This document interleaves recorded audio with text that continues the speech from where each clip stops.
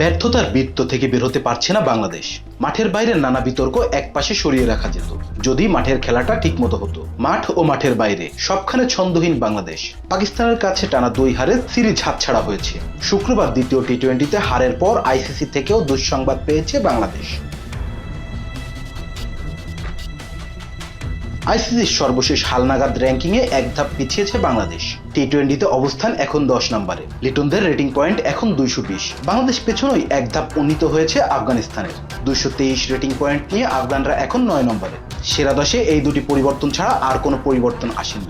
271 rating point নিয়ে সবার ওপরে ভারত, তারপর আছে অস্ট্রেলিয়া। এক ম্যাচ হাতে রেখে বাংলাদেশকে সিরিজ হারানো পাকিস্তানের অবস্থান তালিকায় 8 নম্বরে, তাদের রেটিং পয়েন্ট 229। সিরিজ হারানো বাংলাদেশ মাঠে নামবে আগামীকাল। লাহোরের গাদ্দাফি স্টেডিয়ামে 3 ম্যাচ সিরিজের শেষটিতে বাংলাদেশের চাওয়া হোয়াইট ওয়াশ এড়ানো। স্বাগতিক পাকিস্তান চাইবে প্রতিপক্ষকে হোয়াইট ওয়াশের লজ্জায় লোবাতে। বাংলাদেশের সাম্প্রতিক ফর্ম বিবেচনায় পাকিস্তানের জন্য যা কঠিন কিছু নয়। Rezon Islam, B sports.